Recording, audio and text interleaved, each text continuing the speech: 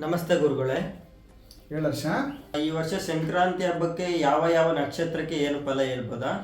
ನೋಡಿ, ಸಂಕ್ರಾಂತಿ ಇದೆಯಲ್ಲ, ಆ ಸಂಕ್ರಾಂತಿ ಫಲದಲ್ಲಿ ಈ ಸಂಕ್ರಾಂತಿ ಹೇಗಿರುತ್ತೆ ಸ್ವರೂಪ ಅಂದರೆ, ಮಂದಾಕಿನಿ ಎನ್ನುವಂತಹ ಹೆಸರು ದೇವಿ ನಿಂಬೋದಕದಿಂದ ಸ್ನಾನ ಮಾಡಿ ಕುಂಕುಮ ಲೇಪನ, ಹಳದಿ ವಸ್ತ್ರಾಭರಣಗಳನ್ನು ದಾರಿಯಾಗಿ ಬಾಳೆಫಲ ಜಾಜಿ ಪುಷ್ಪವನ್ನು ಹಿಡ್ಕೊಂಡಿರುವಂತಹ ಬೆಳ್ಳಿ ಪಾತ್ರೆಯನ್ನು ಹಿಡ್ಕೊಂಡಿರುವಂತಹ ಒಂದು ಅದ್ಭುತವಾದಂಥ ಸ್ವರೂಪ. ಅಂದರೆ ಸಂಕ್ರಾಂತಿಯಲ್ಲಿ ನಾವು ಮಂದಾಕಿನಿ ಎನ್ನುವಂಥ ದೇವತೆಯನ್ನು ನಾವು ಪೂಜೆ ಮಾಡಬೇಕಾಗ್ತದೆ.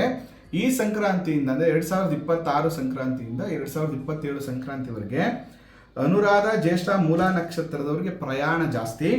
ಪೂರ್ವಾಷಾಢ, ಉತ್ತರಾಷಾಢ, ಶ್ರವಣ, ಧನಿಷ್ಠ, ಶತವಿಷ, ಪೂರ್ವಭಾದ್ರ ನಕ್ಷತ್ರದವರಿಗೆ ಸುಖಭೋಗ, ಆನಂದ, ಫೈನಾನ್ಷಿಯಲಿ ಇಂಪ್ರೂವ್ಮೆಂಟ್ ಆಗುತ್ತೆ. ಉತ್ತರ ಭಾದ್ರ, ರೇವತಿ, ಅಶ್ವಿನಿ ನಕ್ಷತ್ರದವರಿಗೆ ನಾನಾ ರೀತಿಯ ಪೀಡೆ ತೊಂದರೆಗಳು ಜಾಸ್ತಿ ಇದೆ.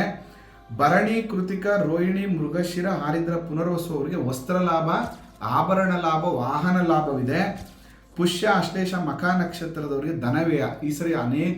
ಈ ವರ್ಷ ಸ್ವಲ್ಪ ಹಣವನ್ನು ಕಳ್ಕೊಳ್ಳುವಂಥ ಸಾಧ್ಯತೆಗಳು. ಪುಬ್ಬ, ಉತ್ತರ, ಹಸ್ತ, ಚಿತ್ತ, ಸ್ವಾತಿ, ವಿಶಾಖ ನಕ್ಷತ್ರದವರಿಗೆ ಧನಲಾಭ. ಅನೇಕ ವ್ಯವಹಾರಗಳಿಂದ ಇವರಿಗೆ ಧನಲಾಭ ಆಗುವಂಥ ಯೋಗ ಇದೆ. ಇದು ಮಕರ ಸಂಕ್ರಾಂತಿಯ ವಿಶೇಷ.